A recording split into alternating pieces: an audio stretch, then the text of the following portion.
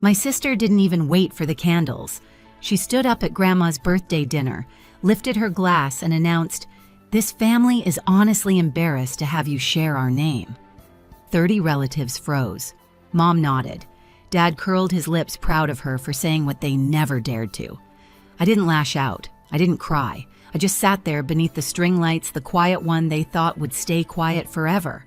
But before anyone could take another bite, Grandma pushed back her chair and rose to her feet, and what she said next didn't just silence the table. It changed everything. My name is Lillian Harper, and if there's one thing I learned early, it's how to swallow disappointment without letting it show on my face. In some families, being the oldest means you're the steady one, the reliable one. In mine, it meant standing just far enough behind my younger sister Ariana so the spotlight could hit her cleanly every single time. Ariana is 2 years younger than me, my sister, my mirror opposite. Where I grew into quiet focus, she grew into applause. She had this effortless way of making adults lean in, laugh louder, brag on her behalf. Our parents, Jennifer and Richard, treated her like some walking prophecy. She's going to take the Harper legacy to the next level, they'd say. They never said that about me, not once. I didn't resent her at first. I just faded. I still remember being 11, clutching the results of a statewide math competition. Dad skimmed the paper for less than a second before turning to Ariana, who was showing him how she'd taped glitter to her sneakers. He told her she was creative. He told me not to brag. That was the rhythm of our household. She dazzled, I delivered. She sparkled, I stabilized. The only person who broke that rhythm was my grandmother, Evelyn. To everyone else, she was the founder of our family business, the woman whose name still hung on office plaques. But to me, she was the one who'd sit beside me on the porch steps and ask real questions about what I wanted, how I thought, where my instincts led me. She raised Ariana and me with the same resources, but she saw through the gloss. She knew what substance looked like. And then there was my cousin Haley, 2 years younger than Ariana. She didn't grow up inside the bubble. She grew up just close enough to hear the cracks. From middle school onward, whenever a family gathering went wrong, she'd quietly drift toward me afterward and whisper, "You saw that too, right?" Haley became my unofficial witness of favoritism, of tiny humiliations, of the way Ariana's voice always seemed to drown out mine. By the time I went off to college, I'd perfected the art of being the dependable background character. I took scholarships, worked night shifts, paid my own bills. I entered the finance world because numbers didn't interrupt me or talk over me. They just told the truth. And I built a life in Charlotte far away from Harper expectations. But distance doesn't erase patterns. Every holiday, every gathering, every call home turned into an accidental stage for Ariana. One day, when I'm running the company, she'd say, as if it were hereditary. Mom encouraged it, Dad echoed it, and I learned to let their certainty wash over me without reacting. 6 weeks before Grandma's birthday, the invitations went out. A simple cream card for me. A full photo shoot announcement for Ariana captioned "Future CEO Era." Family members flooded her comments. Mine ignored, same as always. Then Mom sent a text that snapped something small but important inside me. "Please behave at the party," as if existing quietly wasn't something I'd already mastered. 6 weeks before Grandma's birthday, the entire Harper family seemed to shift into performance mode. The group chat that usually sat silent for months suddenly lit up like a switchboard. Cousins I barely remembered started posting throwback photos with grandma aunts, coordinated potluck dishes as if they were planning a state banquet, and right in the center of it all, Ariana. She uploaded a picture of herself standing in the lobby of the family business headquarters, one hand on her hip, the other resting on the railing like she owned the building. Her caption read, "Stepping into the future." Under it, heart emojis, clap emojis, comments from relatives calling her our rising leader.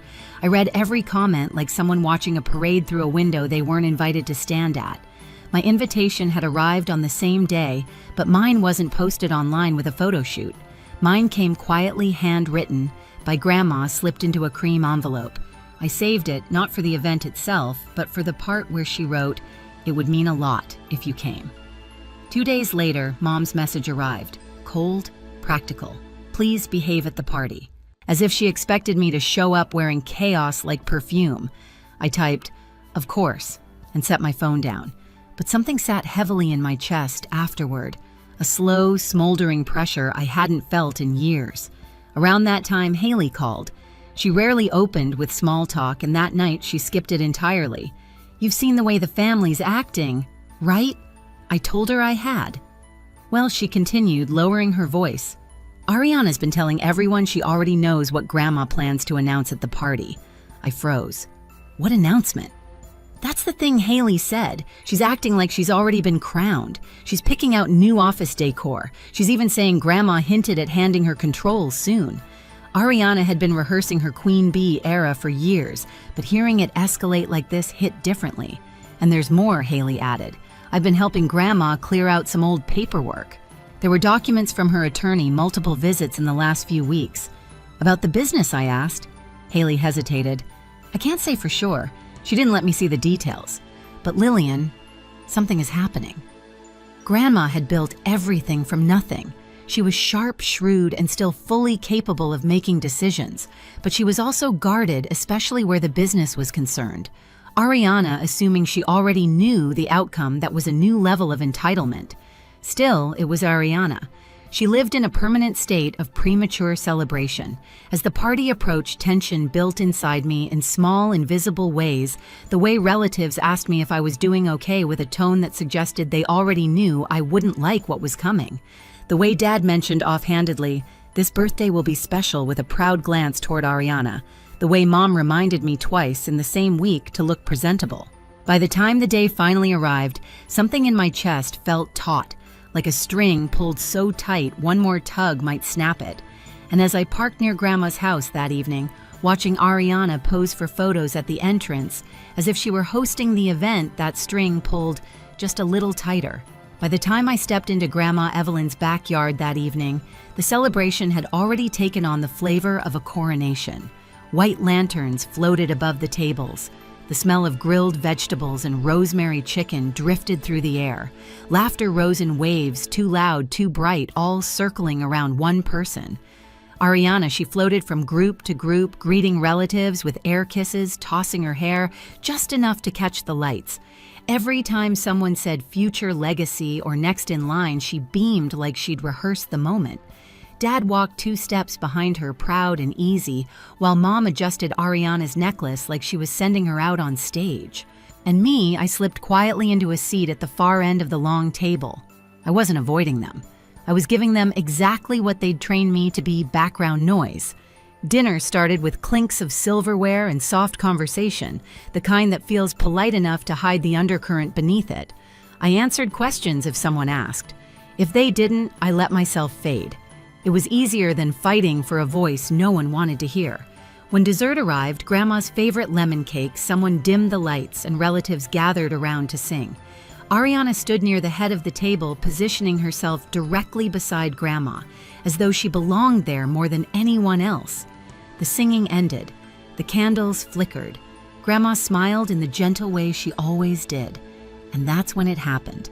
Ariana lifted her glass. Her smile sharpened into something that glittered cold under the lights. "Before Grandma makes her big announcement tonight," she said, "I just want to say something to the family." My stomach tightened. She turned to me, eyes narrowing with that sweet, polished cruelty she'd perfected over the years. "This family," she said, voice steady and loud enough for every forks and knife to freeze, "is honestly embarrassed to have you share the Harper name." A soft, stunned silence rippled across the table. Mom nodded. Not hesitantly, confidently, like she'd been waiting for someone to finally say it out loud. Dad curled his lips into that familiar expression he used whenever he agreed, but didn't want to speak the agreement himself. For a moment, the world narrowed to the clink of ice in nearby glasses, the smell of lemon frosting the burn behind my eyes. I lifted my wine more for something solid to hold than anything else. I didn't respond. I didn't flinch. I just sat there beneath the string lights, letting the humiliation settle into my chest, like a weight I'd carried my whole life. But something inside me shifted, quiet, small but powerful.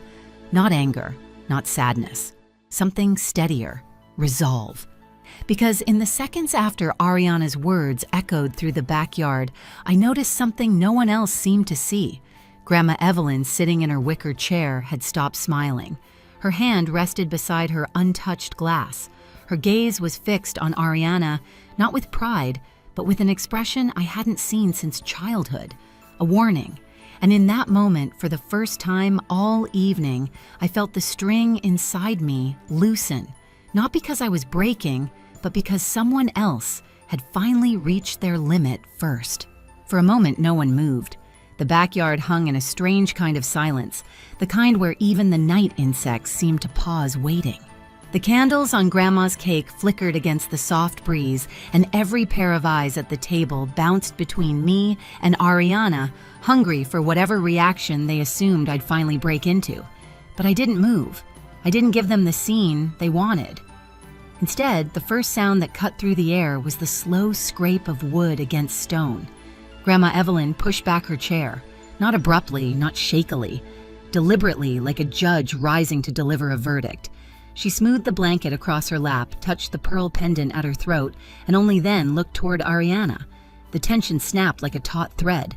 Ariana blinked, confused for half a second, then flashed a smile, bright, eager, desperate to pretend she still controlled the moment. "Grandma," she said, stepping closer, "I wasn't finished yet. I just thought, before your announcement." Grandma lifted one hand. Ariana's voice died. The entire table stilled. When Grandma spoke, her voice wasn't loud, but it carried in a way that settled over everyone, firm and unshakable. "Ariana," she said, "sit down." A chorus of startled glances darted across the table. Grandma had never used that tone with Ariana in her entire life. My sister laughed lightly, fake nervous. "Grandma, I was just—" "Sit," Grandma repeated down. The second command landed like a stone tossed into a still pond. A few cousins exchanged looks. Mom lowered her glass, Dad straightened in his seat, and Ariana, my polished, perfect sister, hesitated long enough for panic to flicker across her face. She sat. Grandma's eyes swept across the table until they found me. Something eased in her expression, then hardened again as she straightened her spine. "I've heard enough tonight," she said, "and more than enough over the last few years." Her gaze returned to Ariana. "And I will not allow cruelty to be passed off as confidence." Mom opened her mouth. "Mother, that's not what this is." Grandma cut her off with a sharp glance. "Jennifer, stop protecting what you refuse to correct." Mom froze, lips parted, stunned into silence. Dad looked like he wanted to shrink into his chair. Grandma's hand closed gently around the back of her chair, and she took in the entire table of relatives, her voice steady and cold. "Before this evening goes any further, I have something to say, and I expect every person here to hear it clearly." No one breathed. Even the caterers behind the tent stopped moving. Grandma cleared her throat, and with the same measured calm she used to walk into boardrooms decades ago, she delivered the sentence that detonated the entire night. "As of yesterday afternoon, the controlling interest of the Harper family business belongs to Lillian." The world seemed to tilt. My wine glass wobbled slightly in my hand. Someone at the far end of the table gasped. Another dropped a fork onto their plate with a sharp clatter. One of my uncles muttered something under his breath like a stunned prayer.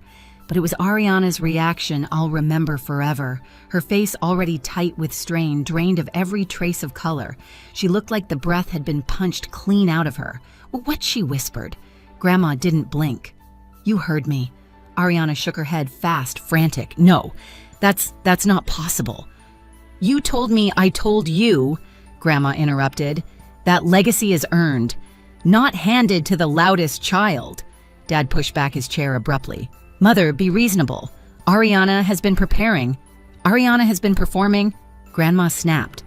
"And the two are not the same." Mom rose to her feet, face flushed with disbelief. "This can't be legal. You can't just—" "It is legal," Grandma said calmly. "The documents are signed, filed, final." She turned to the group. "The transfer is irrevocable." Every word landed like a hammer. Ariana gripped the edge of the table. No, this isn't what announcement were you even planning to make. That's what you wanted tonight to be. You said I planned. Grandma said to celebrate my 8 decades of life with the people I love. But then you created a moment of such profound humiliation for your sister that it made my decision clearer than ever." Ariana stared at her eyes filling with fear, the first real fear I'd ever seen on her. "This isn't fair," she whispered. Fair Grandma repeated is not the word I'd use to describe how your sister has been treated for the last 30 years. Haley, sitting across from me, exhaled softly, one of those stunned, shaky exhales that say finally without speaking. Grandma wasn't finished. In addition to the business, she continued the Raleigh house, the lake house, and the beach condo have also been transferred to Lillian. Mom's jaw dropped. Dad's knuckles turned white on the table edge. Ariana let out a sound halfway between a choke and a cry. You gave her everything, Ariana demanded, voice climbing in pitch. Everything. Grandma looked at her without sympathy. Everything you assumed would be yours because you were treated as untouchable. Ariana pushed to her feet. I worked for this family. I've put in years. Showing up to take photos is not the same as working. Grandma said, your cousin Haley has done more meaningful labor in a single internship than you have in your entire tenure. Haley's eyes widened. She hadn't expected to be called out either. Grandma continued, unwavering. And as of this week, your father and mother are removed from the advisory board. Mom's hand flew to her chest. Dad sputtered. You can't. I can, she said. And I have. Ariana sank back into her chair, shaking. For the first time, she looked small, really small. The relatives sat there in stunned silence, unsure where to look, unsure what side to take. Everything they'd believed about the Harper family hierarchy had just been crushed beneath Grandma's calm, decisive voice. Then Grandma turned toward me, and her voice softened in a way that made my throat ache. Lillian, she said, you are the only one who has ever valued what this family was built on: work integrity, discipline. You never demanded attention or assumed power. You earned it, quietly, consistently. I swallowed hard. She stepped closer, resting a hand on the back of my chair. You deserve the seat everyone else tried to deny you. Ariana let out a quiet, broken sob. Mom whispered, this will tear the family apart. No, Grandma said. Cruelty already did that. Tonight simply reveals it. She straightened again, the authority of decades settling back over her. The future of this family, she said, is no longer in the hands of entitlement. Ariana whispered my name like a plea. Lillian, you can't let this happen. Say something. Tell her she's wrong. I looked at her, really looked at her. For the first time, I didn't see the golden child or the impossible standard I'd been measured against. I saw the truth, an adult who had coasted on praise so long she believed she was owed the world. I'm not the one who created this moment, I said quietly. You did. Her face crumpled. Grandma nodded once firmly, and the weight of her decision settled over the entire backyard like a final verdict. That will be all, she said. Now let's finish the cake. But the party was already over. At least for Ariana it was. 6 months later, the dust didn't just settle, it rearranged everything. The Monday after the party, I walked into the headquarters with the same quiet confidence I'd carried my whole life, only now people actually saw it. The board welcomed me without hesitation. By the end of the week, Ariana's office was cleared out.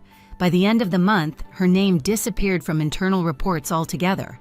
Relatives who once praised her fell silent, unsure how to rewrite their memories. She tried finding work in the same industry, but reputations in this town travel faster than resumes. Doors closed gently, then firmly. The spotlight she'd lived in her entire life blinked out all at once. Mom and Dad faced the consequences of being removed from the advisory board. Financial strain, social fallout, the uncomfortable realization that their legacy wasn't as unshakable as they'd believed. Their calls to me shifted from indignation to guilt to quiet pleading. I didn't block them, but I didn't bend either. Grandma moved into my condo in Charlotte soon after. She wakes early, reads on the balcony, and beats me at cards just like she used to. Our home is calm, no performance, no hierarchy, just truth. For the first time, I am living a life that feels entirely mine. Some people say family is forever, but I've learned that only the parts built on respect truly last. I spent years shrinking myself to keep the peace, years believing silence was the safest place to stand. But standing up for my own worth didn't break this family. It revealed what was already broken. Now, the legacy I carry isn't about property or titles. It's about finally breathing without permission, finally taking up the space I earned, and finally understanding that blood means nothing without dignity. And if you've ever been the overlooked one, the quiet one, the forgotten one in your own family, trust me, you're not alone. Tell me where you're watching from and share your story below. And if this one resonated, make sure you subscribe for the next chapter.